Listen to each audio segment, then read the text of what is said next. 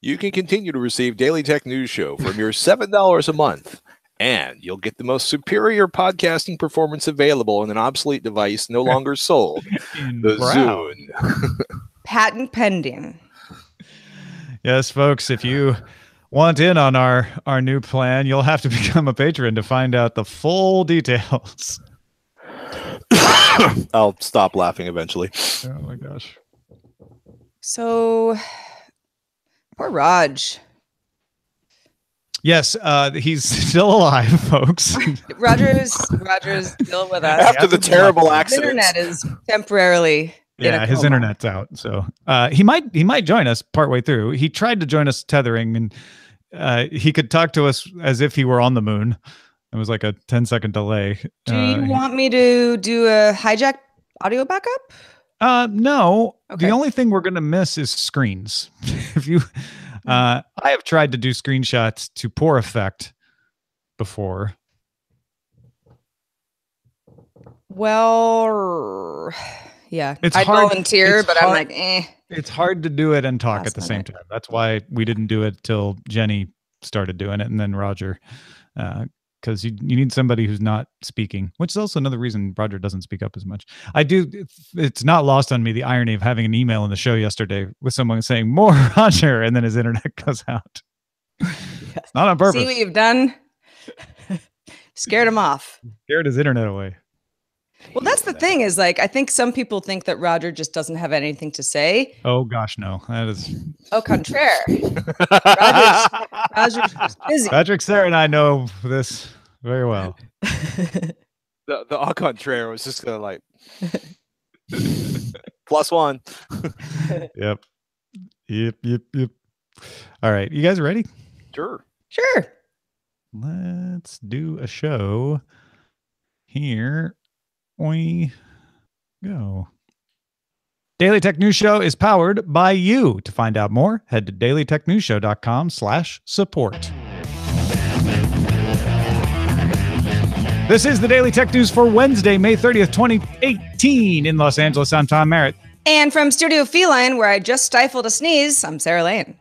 And the beautiful Hack Live offices in downtown Oakland, California, I am here with the Pig Report, Patrick Norton. Sorry. Patrick's wearing a gimme cap, so he has to pretend he works for the Illinois Farm Bureau for the remainder of the show.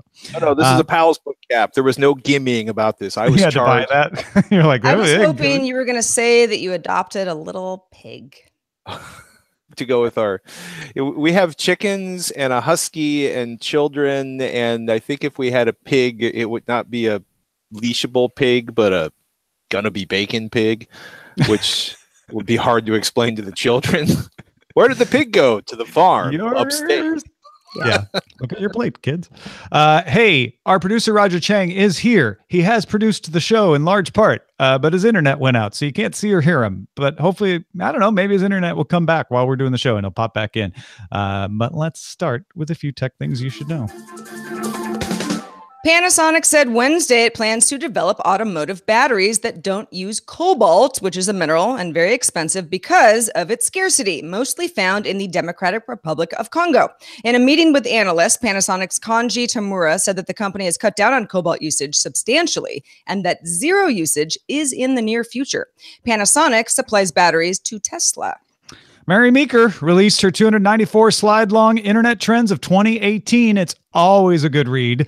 Among the highlights are smartphones and internet adoption are slowing, time spent on the internet is still growing, mobile payments, e-commerce, and voice-controlled things like the Echo all on the rise.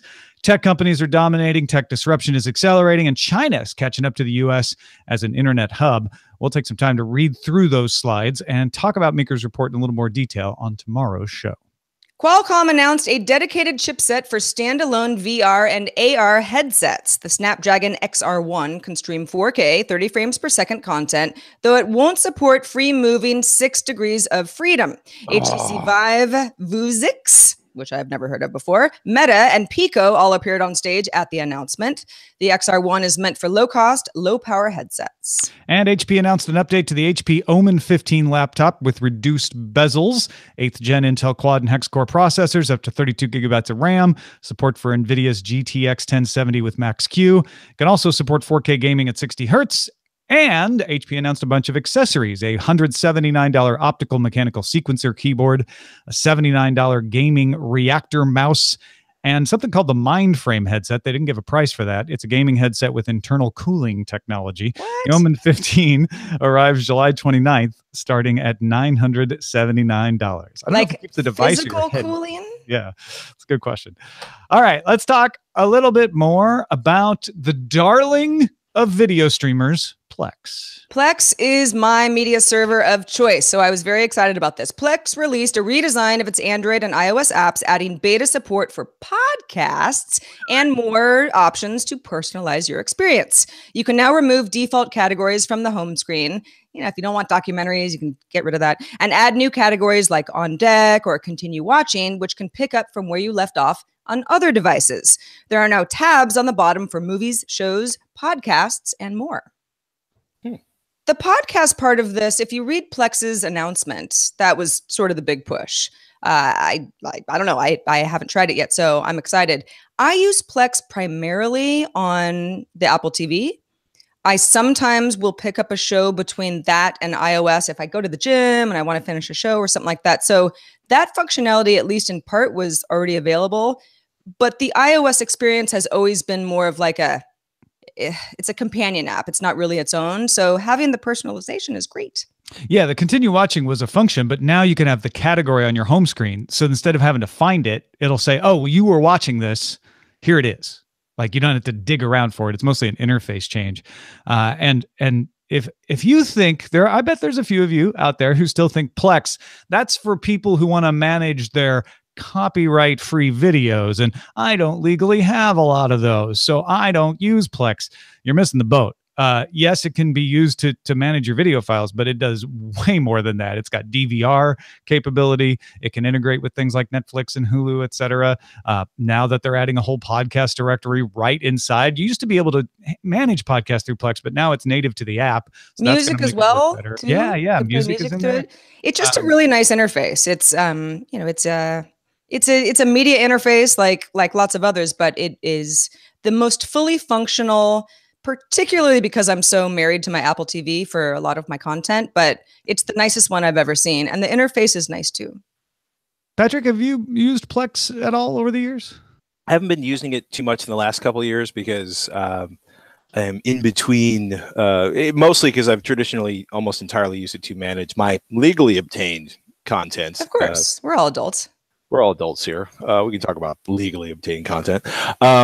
But I'm actually in the process of building a new server in my house and playing around with Plex because it's doing a lot of integration that I actually like with apps, which is exciting. Because I've been playing around with the Cavo, which is a big sort of, artificial intelligence and machine vision trying to unify your media experience at the content level. And it's early. And well, and sounds like a Patrick project. Plex is great for server management, but a lot of people don't realize it. You don't have to use it for that. Right. You can, and it's really good at that. But you can use it without running your own server now. They have a great cloud service as well. So one of the things, I'm sorry, before we move on, just because I'm so excited about this, is in the announcement also, if you have multiple servers with content that you kind of have to switch back and forth, it can now merge those servers. Wow. Previously, you could search for something specific via all servers, but you can actually see everything together. So also a good plus. Yeah, Squished in the chat room says, how do we start getting into setting up Plex? Download it. Sign up for an account. That's pretty easy. What's your top Plex tip, Sarah? That was it.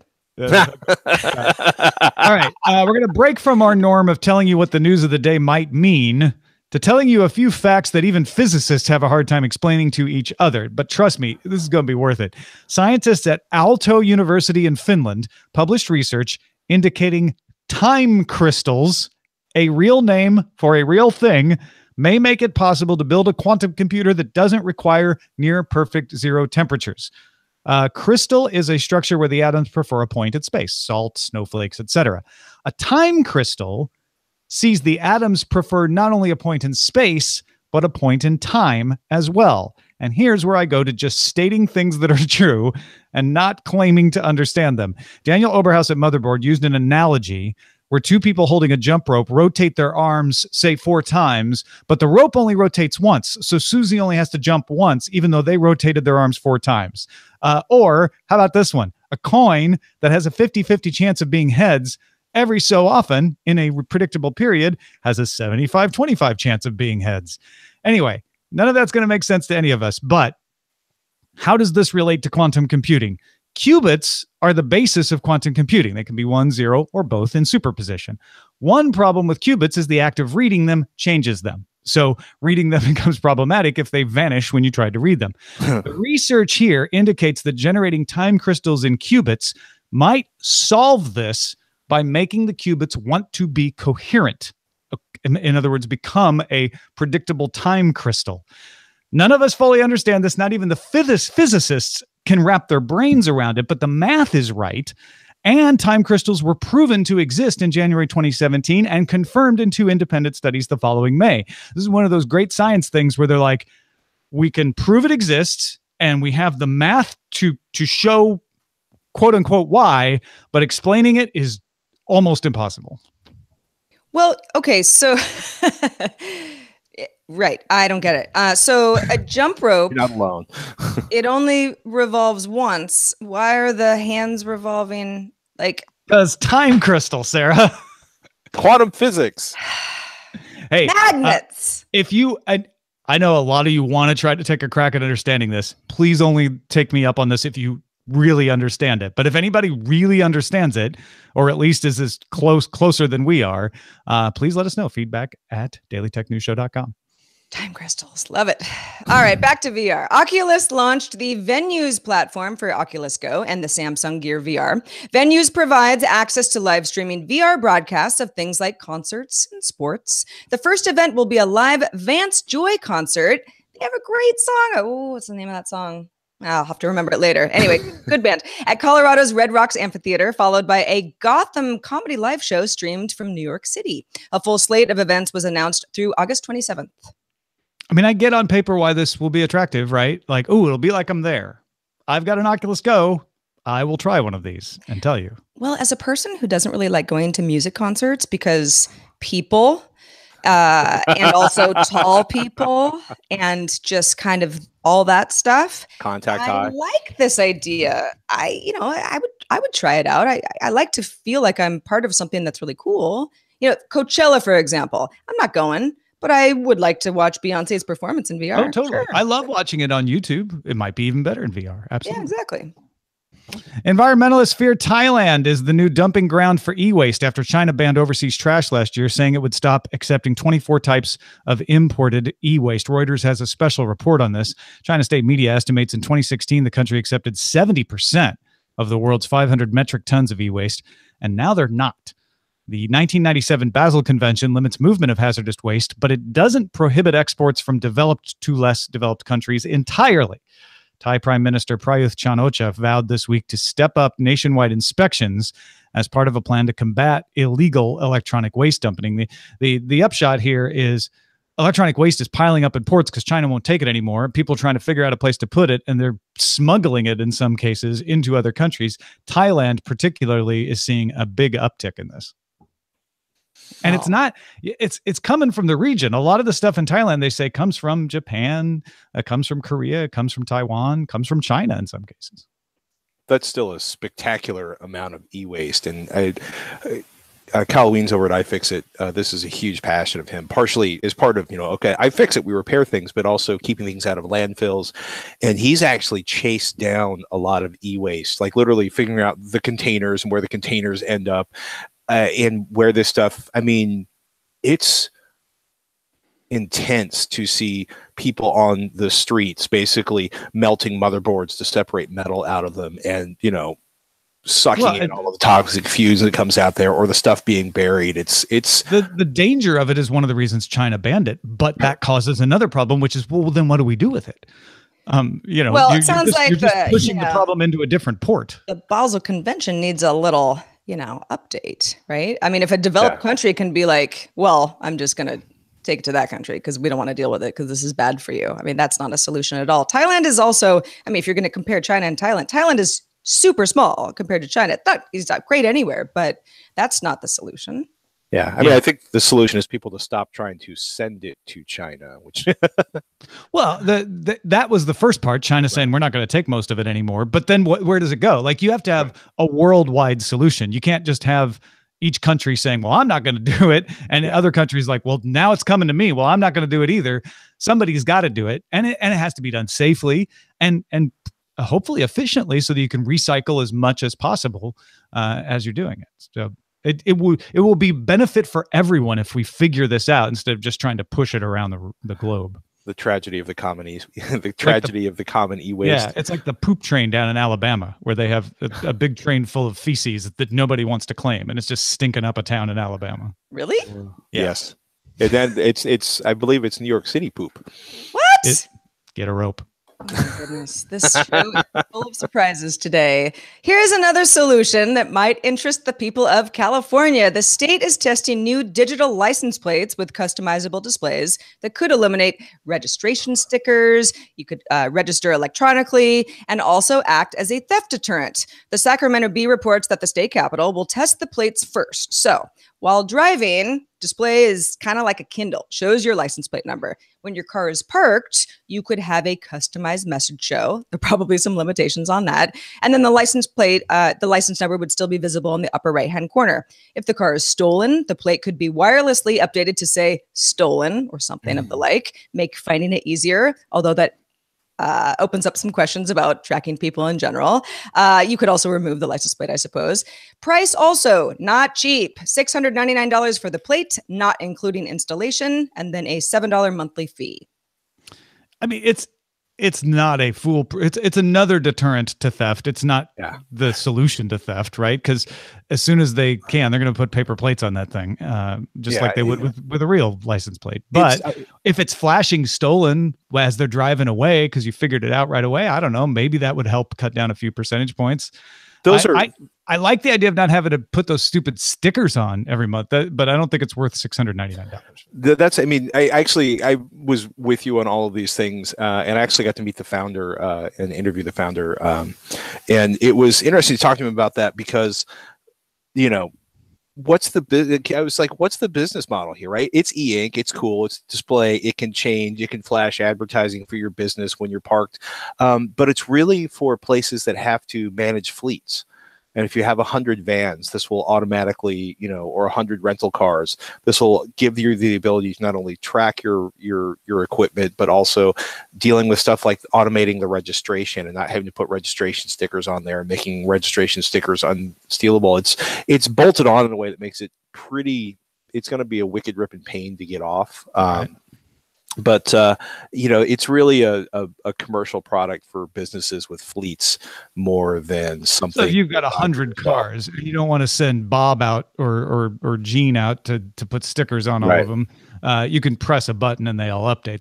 That's pretty handy. That starts to be worth a $7 monthly fee. Yeah, I mean, there's a back end interface. You can have all of your vehicles and all of your license plates and all the information. And let's say if you have 150 vans for your air conditioning service, anytime they're parked, they can be like, if you need better air, get 10% off by calling. You know what I mean? Like whatever your spiel is. But it was something I was like, this is a really expensive grayscale novelty plate. And he was like, it's not what it's for. It's for fleets. And that's why that makes sense, because the city of the capital, the city of Sacramento is the first test case for this. The government itself is like, let's see if this works for us. And then maybe we'll approve it for other people. That all makes sense. I'm glad you actually got a chance to talk to them. It's very well made. My first reaction was like, oh, people would like put expletives on, while they're parked at Whole Foods and upset the rest of us. But I'm like, bumper stickers already do that. Yeah, that's true. They're just harder to change. That's all. Hey, folks, if you want to get all the tech headlines each day in about 5 minutes, be sure to subscribe to Daily Tech Headlines at dailytechheadlines.com. All right, Patrick, you have been testing earbuds. And let me tell you, earbuds are that thing that frustrates people because they're small, they're easy to break, and you want them to sound really good, but they're never going to sound as good as, I don't know, real audio or even speakers or full-on headphones. What have you found? What are some of the best earbuds? Well, I would argue that some of the best earbuds or some of the best in-ear monitors can sound as good or better than any full scale headphone, but and I will not get into the whole metaphysical concept of like, how do we know what it sounded like? Because most of what we listen to is actually constructed in a studio and engineered and manipulated. And half the people on a particular track may have not actually been in the same room or the same building when they recorded it. It gets kind of weird to contemplate metaphysical. Yeah. It's all very artificial. But one of the things I've noticed recently, because I've listened to a lot of earbuds and headphones, is price is absolutely not a guarantee of quality. There are a lot of tremendously overpriced. There's a lot of audio gear that's sold to people with too much money and questionable taste in audio profiles or hearing or tuning on headphones. Which is me being obnoxious, but it's fundamentally true. I mean, it's amazing when you hear like a $1,200 earbud, you're like, the $300 ones sounded better, and they're $300. And those $100 headphones sound as really, pretty much as good as those. I digress, but two that really stand out. My favorite for a couple of years now is from a company called One More. They were kind of funded by Xiaomi and had a couple Foxconn execs, and they've got some really interesting engineering going on. The One More triple driver in-ear headphones. That's what I'm holding right here. They literally have multiple drivers inside each earbud. They sound fantastic. They're a little, if you like a little extra on the high end to make your cymbals really sparkle. These do a good job without, exhausting or fatiguing your ear in a long time. And like $100 is where you really start to get stuff that, if you shop carefully, sounds a lot better than most of what else is out there. And I mean, it's amazing when you hear a good set of earbuds, you start to realize how bad the earbuds that came with your phone actually are. And recently, I've been playing around with the earbuds from a company called Periodic Audio, and they're like the honey badger of audio engineering. They're like, we're going to do stuff. We're going to put all the money in the driver, and we're going to save as much money as we can. So they use injection molded cases, and they use the same sort of thing for every single thing. They have a $100, $200, and a $300 one, and the $300 one sounds as good as some products I've heard for upwards of $1,000 from other companies. It is incredibly, there's a huge sound stage, incredible detail, and they have thud. They have a tremendous, not too much bass, but all of the bass is there. But they do a $100 one called the Magnesium, and it's not quite as spacious and detailed as the $300 headphone, but it is fantastically good for the money. And it's a little more bass than the One More triple driver, and a little bit less sizzle, or a little bit less on the top end. Like, lots of like details there. The cymbals are all there. The high end's all there, but maybe not as intense or sibilant. And it's amazing to me how good these sound for $100. And I get like $100 is a lot of money to a lot of people. But it's a really fantastic way to really hear everything out of the tracks you're listening to. And I often get requests for cheap earbuds, and I automatically send people over to the Wirecutter. Lauren Dragan is a fantastic reviewer. She does really, really good work on audio stuff. And she's, it's really crazy. She's tested, like, I want to say 108 different sub $50 earbuds. And she's been near, I think she's like investigated, a couple hundred. This is someone who's literally heard and tested hundreds of headphones. She's found one called the AKG Y20U, and you can pick that up. They've got links in the Wirecutter, of course. That sells for, I want to say, $30. Yep. And actually, will stomp like Apple's earbuds into the floor. Like, it will mock them mercilessly and point at them and laugh. Well, for those of us with weird ears, Apple's earbuds just don't fit my ears. Even if they're not falling out, they're not positioned right. So like all the audio is actually being lost. So that's a really big part of it, especially like if you're jogging or being active. Yeah. And, you need headphones that are kind of road warriors. It's amazing. Like the One More kind of completely insane. I want to say you get 11 different tips in multiple sizes inside the box that everything comes in. Periodic Audio does, I want to say, 3 different silicone and 2 different foam ones. It's definitely something that's nice when you start spending more money on earbuds. They work much, much harder to make sure they actually fit in your ears. And I am with you. Like, I'm sure my ears are twice the size of your ears, and I can't, I can never get earpods. They always kind of like, I want to turn them upside down and backwards. And then they still fall out. The Apple earpods are one of the most frustrating products I've ever used, I think. There's also, goodness, I can't think of I want to say Conform, and is it it's one where that molds to your ear or something? Yeah, well, it doesn't mold you. They actually make replacement tips that are kind of universal replacement tips. I apologize. I should have looked this up before.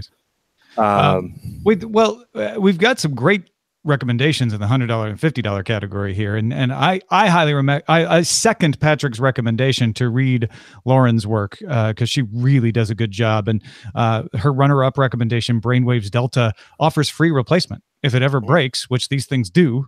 You just email them and send them a picture of you destroying the old ones, and they send you the new one. What about over-the-ear headphones, though? Before we go, what about if somebody's like, you know what? I don't want buds. I don't want things sticking in my ear. You know, the kind of classic, it's complyfoam.com is the people who make the universal tips for earbuds. The classic starter point for me is a Sony MDR 7506. They sell for $80. You have to spend a lot more money to get a significant sound improvement. I've been playing around with the Neurophone recently, which is a $400 Bluetooth / aptX HD / over-ear headphone, and it's the craziest thing because they have what they call their immersion mode. Does a bunch of stuff. One, it actually tests your hearing. Use like otoacoustic testing of your hearing, custom creates a balance for your left and right ear, applies that, and then allows you to choose what they call their level of immersion. They're like, are you in the front row or the 20th row? But essentially, it's like a loudness knob in the car. You can turn the bass up to where you feel it. And it's kind of crazy because it has in-ears, a full-range in-ear driver, kind of like a stick, a stalk that goes into your ear, and an over-ear headphone. And the over-ear headphone also contains a little driver that does the low-end frequencies. And I was, because they kind of scream gimmick, and we reviewed them on Tech Thing this week. I was shocked at how good they are and how good wireless audio can be at its best. Well, thank you, Patrick. And of course, I will mention it again at the end of the show, but check out Tech Thing if you want more detail on this sort of stuff. Thanks to everybody who participates in our show. All kinds of ways. You can email us. You can go on our subreddit, dailytechnewsshow.reddit.com. Good place to just find out what other people in the audience think is important. We look at it and putting together the show, for instance, and people having discussions about the stories there as well. You can also have discussions about anything you want regarding technology at facebook.com/groups/dailytechnewsshow. All right, let's check the mailbag. What's in it, Sarah? Let's do it. Russell from Newcastle upon Tyne. I think that's how it's called. It's in the UK. Has thoughts on our busker chat, which was in yesterday's show, how street performers are adopting contactless payment options because people are getting rid of cash, more so than ever, and points out there may be some cultural differences going on. He says Americans are used to tipping, but it causes secret inner panic for many of us Brits. Is a tipping thing this situation? How do you do it appropriately? You don't want to be rude, kind of like haggling. Some people think it's acceptable. Some people get very uncomfortable about it. With contactless payments, you could read the price, either cough it up or just ignore the busker, looking carefully the other way. No studying the previous donations, no struggling for coins, no finding a $5 and then saying, I don't actually want to give this up, even though you're very good at what you do. He says cash is on the decline in the UK overall. Even at my little corner shop, they do contactless. Actually, I'm in an awkward phase. I so rarely need cash. I never have any in the increasingly rare instances when I need it. Russell, I'm with you. Same here. Yeah, let me say, the whole tipping situation in the U.S. also confuses and panics many Americans as well. It was so nice to be traveling in Australia where I'm like, you round up the taxi, and that's pretty much all you have to worry about. And it is. There's lots of good reasons for it. I'm not going to get into that controversy, but it is confusing. And so having that busker situation, I didn't even think about this aspect where it's like, hey, it's £2. You want to support me at £2? Great. If not, no worries. Just keep on walking and enjoy the music. Right. I think that's a fantastic cultural insight on this. So thank you, Russell, for that. There's a coffee shop, a really small little coffee shop that's near me that accepts a variety of payments that I could make from my phone when I go in and get a $5 coffee. And it's great. But they have the default tip set at 25%. Nice. Which is like, if you're not paying attention, you're like, yeah, I'm done. And then you pay and whatever. But it's like, it's a coffee and I'm not staying and there's all this sort of stuff. So you kind of have to go in and be like, no, I actually want to tip you less. And then you feel bad about yourself. So there is some psychological stuff going on here. Yeah, I'm just surprised that people don't get upset about that. I would be very curious how many people do the automatic, that's a good healthy tip. It's easy enough to change, right? It's a no conflict situation. They don't force it on you, right? And nobody's going to say anything if you tap 10%. It's putting the argument in your own head. It's a suggested tip that happens to be kind of high for a small purchase. And having been stiffed at tables of 12 where you got $8 on $300 of food, I can totally get why they enforce tipping. It would also be nice if all the baristas and wait staff and everything around the world actually made a living wage and weren't relying on tips. But there's also a certain joy when you count out that tip jar at the end of the night, yes, live for the thrill. I don't know. I'd rather, Yeah. I have noticed, and this is entirely anecdotal, I seem to feel like I get friendlier, better service at places where, in cultures, I should say, not places, in cultures where there is no tipping, because those people feel like they're taken care of. They don't feel like they're in a dead end job.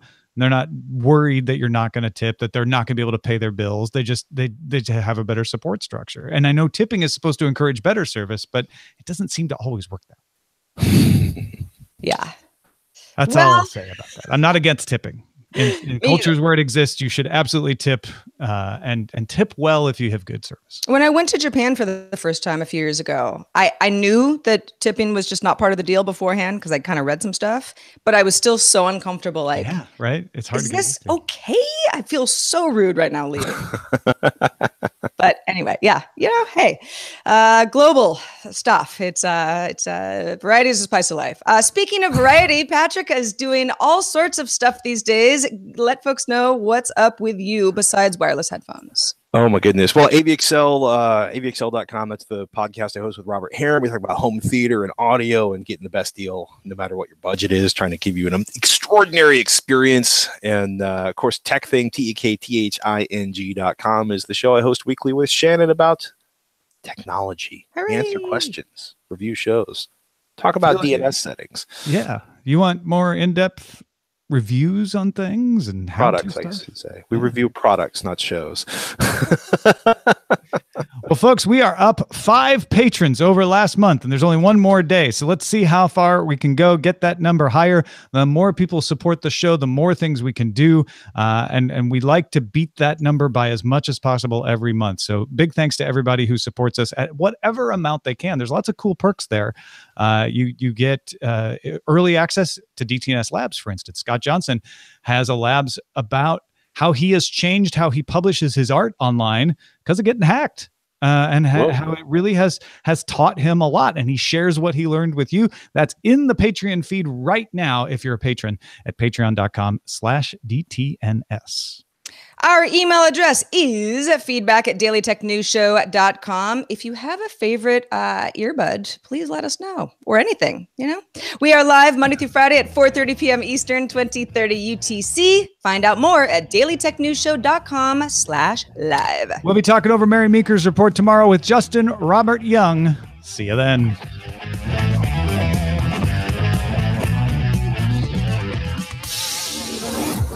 This show is part of the Frog Pants Network. Get more at frogpants.com. Diamond Club hopes you have enjoyed this program. We did it. We made it through. Wonderful. Man, Roger has to push a lot of buttons. Hey, I said I would help. Yeah, I just didn't. I didn't really think about it till we were in the show, and I was like, "Oh, the move on and wrap up buttons. We should have alternated those when one of us was reading, the other one should monitor that, and vice versa, I guess." But hopefully, he'll get his internet connection back. Right. Hey, hopefully he'll have an alternative. There are always those little things. Even when you were on vacation, Tom, I was doing audio backups, and Roger most of the time didn't need them, but there was one day where he was like, "I actually need yours. I'm super overmodulated," and I was like, weirdly, I'm not recorded. You are. Oh no. And yeah, so it was like, Yeah. we got it fixed. Stuff happens. All right. We have our best bud, Patrick. Get it? Earbud. Ah, fun. I made a spin on that. That was ICU's turn. I was Patrick is our earbud. Ooh, Better. I like that one. Time crystals. No, really. Our bud Patrick with bud tips. Oh, even farther. I like Patrick as our earbud. Yeah. Or Patrick, how Patrick do you Norton, feel about that? if I you would be wanna honored. just use your full name. Either one works. Oh my goodness. All right, let's go with Patrick as our earbud. It's friendly. It's perky. It's full of mirth. I was going to say, but is it? It's mirthful. Oh my goodness. Aw. Which earbuds are you using, Sarah? Or are Right you now? currently not doing earbuds? No, well, so for the show, I actually just, I just use one little thing in here. This is actually something, they're Sony somethings, which I got from the wire cutter, but a couple of years ago. I'm sure they've updated lots of stuff since then. But it was kind of that mid-range. I think I paid $75. I think I know I don't know the number, but I can see it. Yeah, and they're because I have a hard time with anything in ear. I don't mind the way it feels, right? But they just tend to not fit. Yeah, and I use them at the gym. They're all over the place, so they really need to kind of get stuck in there and stay, and also not be so expensive that I don't mind sweating, right? And all that stuff. I don't understand how people wear over the ear headphones at the gym. I don't know. It's funny. Like one of the things those neurophones do that's really insane is they have, wait for it, Tesla valves. There's this like ring of little indentations in between the cup and the silicone ear pad. And I was like, what's going on here? And it turns out, so a Tesla valve is essentially like a one-way valve for fluids. And so air comes in at the bottom and exit at the top, I guess, is the base cycles. And the end result is that they actually have cooling going through. Well, okay, but listen, I mean, I was kind of, if you're going hard and like sweat is happening here, and gravity happens, maybe your ears are cool, but it's just kind of washable foam pads. Would that? I guess. That's just an inconvenience. I mean, tell me what I'm missing here, because are you an alien? Why are you're ruining your? I mean, if they've like earbuds keep falling out, or their earbuds get like when like I've seen some people like weightlifting, and I can totally see earbuds being like ripped out of their ear and wrapped around the bar, and then which is something that happens for sure. And yeah, I guess it depends on what you're doing.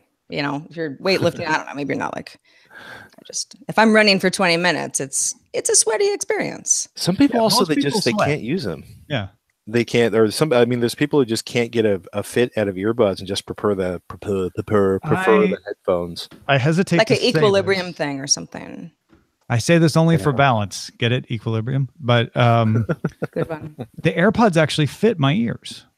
Well, you and I had this conversation where I was like, but don't they fall out? And they don't. And I don't know why. With plenty of I've had this problem with other earbuds where they're like, they don't fit in and they fall out. And then when you guys were talking about like having the ones that kind of grip, I'm totally there with you. But for some reason, I'm the lucky middle ground on AirPods. Well, it's a pretty big middle ground. I mean, theoretically, it should serve the vast majority of the population. It just doesn't happen to, that Venn diagram doesn't include Sarah or I. Yeah. The weird ear crew. Eileen got them and she can wear them sitting down. She's fine. But she says if she tries to exercise with them, then they start to jiggle, which is not good. If you're out running or something, you don't want them to just pop out of your ear. If you get a chance, Sarah, take a look at Comply Foam. They do foam tips, and they've got some that are kind of like dedicated for getting all sporty. And those, some people have had a lot of good luck with those. Yeah, I haven't played around with one set. Good tip. I don't know. I'm torn between really liking music and really having difficulties not being like, for me, like I can't bicycle or run with earbuds in. It freaks me out. Too much, you mean? Too isolating. Yeah. too many people running I noticed Lauren on the stop Wirecutter, signs. she actually had a pick for people who are like, I don't want isolated. I want to be able to Yeah. hear around me. And I thought that was interesting. I wonder how good they are. But Well, at that point, it's like it's funny. Like I also I haven't worked out in gyms in forever in a dog's age. because you've been walking the dogs instead. Walking the dogs instead, and doing kettlebell stuff and stuff. But it's like paying $100 a month to swing a kettlebell is just kind of crazy to me. But do they not play music in gyms anymore, or are people wearing? They don't play your music. They don't play. Yeah, no. You need your own running Professional playlist. Also, you can get apps that will stream the audio from the TV. That's true. So that you can whatever TV you're looking at, you can actually hear what they're saying in the gym. Patrick, what was the model name of the Sony over ears that you said was kind of the good baseline standard? You're holding MDRs. it 7506. Yeah, I love these. They I are. use these when I do my remote podcasts for guests and hosts and everything, and myself. They're great. Yeah, they're bomb proof. I have a pair of the V6s, which kind of predate those. That I swear to God are 23 years old. They're on their second set of ear pads, and I probably should replace the headband. But and I've resoldered the wire once because somehow a slightly intoxicated friend of mine in the Tech TV days ripped the cable out of them. And I try to guess who that is, okay? but it could be anyone. Such a long list. We were all so young. And no, Tom, it wasn't you. When Thomas is in his cups, he tends to be brutish and. I can't find my Sony's, but I got a pair of those too, and they're ancient. Yeah, but They're they're from really, Tech really TV. good. I don't know. It's been funny because I've been to several can jams, and then Rocky Mountain Audio Show, and it's kind of ridiculous when you start looking at high end audio gear, because in some cases, we've put 7 drivers in each individual earbud, and it's like it's really not working for me. Who likes the way this sounds? But it's also, when you're looking at some of the products, you're like, okay, somebody figured out they could make, like a $3,000 earbud if they made it complicated enough and put crushed goat pelvis in it. Some of the stuff people are selling is just so unhinged and ridiculous. Crushed goat pelvis. It's my way of mocking certain types of cable manufacturers. You made it up, but that doesn't mean it isn't real. Well, now I've got to search on. This is not going to go well, because I'm going to end up with links to home farming sites. Yeah. Oh dear God! Goats in a wheelchair. This is awesome. Don't crush your goat's pelvis. This is not great. very There's a friendly. pig. It'll Frosty ruin the milk. Note and somebody's pig. It's got the little wheels they put on paralyzed dogs. We knew we'd get to the farm report. I just got an email from Bank of America telling me that their new Bank of America assistant named Erica is coming soon. Oh dear. Erica will make your financial life easier. Well, I hope that's true. With valuable alerts, helpful insights, and financial guidance. So they have a bot. Oh, I wonder how long the meeting and how many of them there were to name Erica. Good question. I want to know the metric system and the whole series of when they went through all of the names. Also, why not Eric? I don't know. Why not Pat? You notice I quickly changed my example from Bob to Gene earlier because I thought Gene was a nice.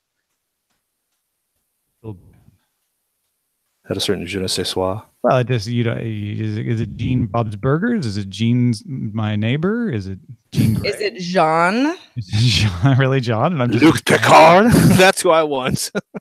Your financial goals are attainable. Make it so. Erica, pay my bill. Yeah, Erica, make that bill go away. Great. Where should I source the money? No, you pay my bill. Yeah. I'm sorry. What are you good for, Erica? I don't have that money. In the mood Erica, raise my credit limit. banking app. Erica. Do you think we actually are raising anyone's credit limit right now? It's not a voice assistant though, right? It's probably just a chat bot, is my guess. Yeah, it's in the mobile app, I Right. believe. That's probably. Yeah, so I don't know. I deleted the email. we'll see when it shows up. I use Bank of America, so I'll figure it out eventually how it works. It's always a plus when the bank is actually from an email. There's somebody in Australia that thinks they have my email address. So every so often I get an email from this obscure or maybe huge Australian bank, and I'm like, what? Is it NAB? No, because I kept seeing signs for NAB, and I kept thinking National Association of Broadcasters is everywhere in Australia.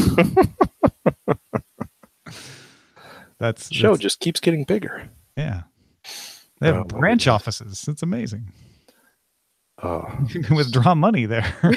You a broadcaster? Here's an ATM. Have some money. That's how it works in Australia. All I need is a podcast. Podcast and a dream, and you can have unlimited funds. Let's read that article about the guy who basically embezzled several $1 million from a bank. Sounds like many articles. Which right, was, yeah. I assume this is a recent new trick.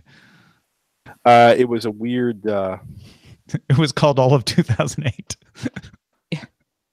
Was there a blockchain involved? No, what was this one? Sorry. No, there was some weird audit. Like he had, I guess, I think it came down to he had overdraft protection on his accounts, and it was set to auto approve if it was going to a certain area, like to his mortgage. Okay. So he just kept pulling cash out, and eventually, it was like an infinite loan, basically. Yeah, I did hear about that. Yeah. Because he looks like. I assume we've heard about it because he was eventually caught. Yes. So. Well, and he wasn't. I'm not saying he was blameless, but he just sort of was like, huh, every time I ask for money, they give it to me. Okay, well, I'm going to buy a car. And, like he should have said something and he knew he should have said something, but it wasn't like a scheme that he created, right? It just sort of happened to him and he took advantage of it. Yeah, he also, it's funny because he ended up becoming kind of a jailhouse lawyer, and he got his conviction vacated because he was imprisoned for basically the way the law is ruled. Fraud related to taking money by deception, and he pointed out that this was pre-approved behavior by the bank on the bank's part, and that he did not attempt to deceive anyone. He just didn't say how big his loan was getting. So. Yeah, the judge was like, this was dishonest, but it wasn't illegal. So, yeah, that's fair. It was sort of like back in San Francisco many moons ago. I moved into an apartment and the electricity was, still on from whoever lived there before.